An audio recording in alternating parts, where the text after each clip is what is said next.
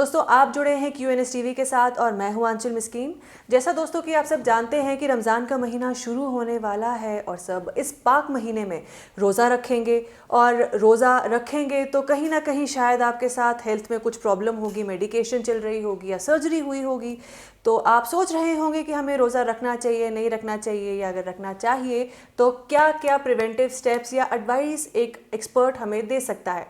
आपका काम आसान करते हुए हम आज आप सभी के सामने लेकर आए हैं एक्सपर्ट डॉक्टर आरिफ को, जो है कार्डियोलॉजिस्ट। बिना समय गवाए चलिए आपको उनसे मिलवाते हैं, उनसे आप तक क्या एडवाइस है, ज़रूरी एडवाइस है, वो पहुंचाते हैं। उससे पहले डॉक्टर साहब आपका QNS टीवी के स्टूडियोज़ में स्वागत है। Thank you very much.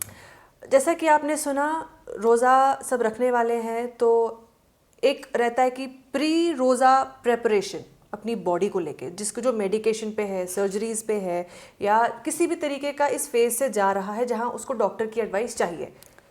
अगर आप रोज़ा रखने वाले हैं तो उससे पहले की तैयारी क्या करें, रोज़ा रख रहे हैं तो उस एक महीने के फेज़ में क्या करें, रोज़ा रखने के बाद बॉडी शॉक में ना जाए, उसके बाद अपना लाइफस्टाइल कैसे नॉर्मल फेज़ की ओर लेके जाएं, इस पर आप प्लीज़ हमारे व्यूअर्स को कुछ एडवाइस दें। देखिए, ऐसा है कि रमज़ान का महीना आने वाला है अल्हम्दुलिल्लाह। इसमें यह है कि इबादत भी करनी है, रोज़े भी रखने हैं, नमाज़ें भी पढ़नी है। लेकिन मेन बात अगर हम कार्डियक को लेके करें, कार्डियक को ये है कि अगर कार्डियक डिजीज़ है, हार्ट डिजीज़ है पेशेंट में, जैसे कि स्टंट लगा हुआ हो या हार्ट की कॉन्ट्रैक्टिलिटी कम है या हार्ट सर्जरी हुई है, तो ये सब चीज़ें हमें ध्यान में रखनी है। पहली बात फर्स्ट एंड फॉरमोस्ट ये है कि आप अपने कार्डियोलॉजिस्ट से भी राबिता कायम करें और उनको बोले कि सर हम रोज़ा रखें कि नहीं रखें, क्योंकि हमें इसमें डिजीज़ असेसमेंट करना ज़रूरी होता है कि हर बंदे की डिजीज़ एक जैसी नहीं होती। कोई दवाइयों पे होता है और this is called stable heart disease, या कुछ लोग ऐसे होते हैं कि जो अनस्टेबल हार्ट डिजीज़ के शिकार होते हैं। अगर स्टेबल हार्ट डिजीज़ है, आपको चलने में सांस नहीं फूलती है, चलने में दर्द नहीं होता है, या आपको पानी की मिकदार की लिमिटेशन नहीं है, या खाने में ये चीज़ है कि किसी चीज़ की लिमिटेशन नहीं है, तो आप रोज़ा रख सकते हैं अभी। लेकिन रोज़ा इस बेस पे रख सकते हैं कि आप दवाइयाँ अपनी रेगुलर रख लें, क्योंकि कार्डियक में दवाइयाँ ऐसी होती है कि जो खून को पतला करती है, जो हमारी हार्ट रेट को लिमिटेशन में रखती है और हमारे कार्डियक एक्टिविटी को या कंट्रैक्शन को, जो हम बोलते हैं कि कंट्रैक्टिलिटी को मेंटेन रखती है। तो ये सब दवाइयाँ मिस नहीं करनी है। जैसे अगर किसी दवाई की डोज सुबह शाम हम ले लेते हैं इसमें, तो मैंडेटरी है कि वो रमज़ान के टाइम पे सुबह ले ले, सहरी के टाइम पे, और रात को इफ्तारी के टाइम पे ले ले अपनी दवाई बिल्कुल किसी भी हालत में बंद नहीं करनी है। और अगर रोज़ा रखना भी है तो एक बार अपने डॉक्टर से, कार्डियोलॉजिस्ट से सलाह ले ले, क्योंकि वो आपकी डिजीज़ असेसमेंट कर सकते हैं कि आपकी डिजीज़ कितनी है।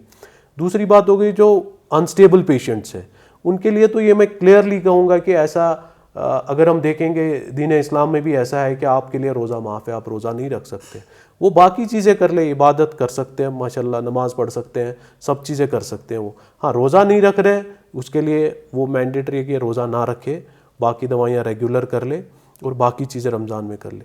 तीसरी बात ये रही कि अब हम बोलते हैं कि अगर हम कार्डियक पेशेंट है या नॉर्मल सा भी बंदा है, रोज़ा रख रहा है और इफ्तारी के टाइम पे हम ऐसे खाने पे टूट पड़ते हैं कि ऐसा ना हो कि भरपेट खाना नहीं खाना है।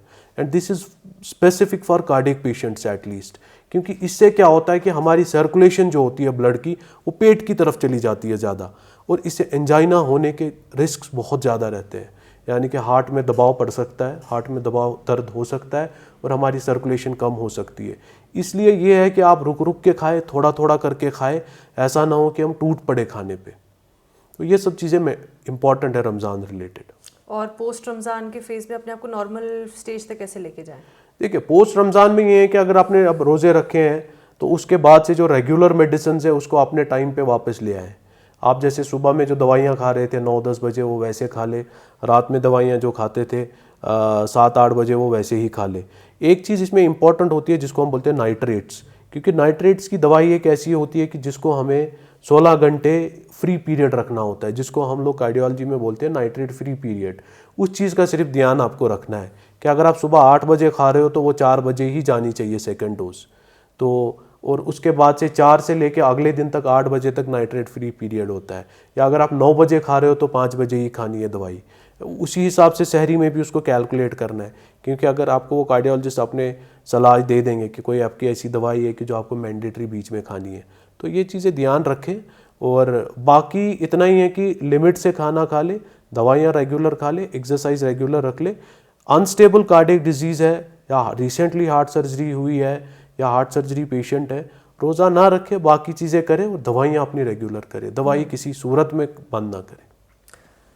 तो दोस्तों, आपने, उम्मीद है हमें कि आपने डॉक्टर साहब की एडवाइस सुनी होगी और उसको अमल में लाते हुए और उसी को यूज़ करते हुए आप अपने पाक रमज़ान का महीना और उन रोज़ों को पूरी सेहत के साथ पूरा करेंगे। तो फिलहाल दोस्तों, इसी नोट पर आप सभी हमें दीजिए इजाज़त और आप बने रहिए QNS TV के साथ।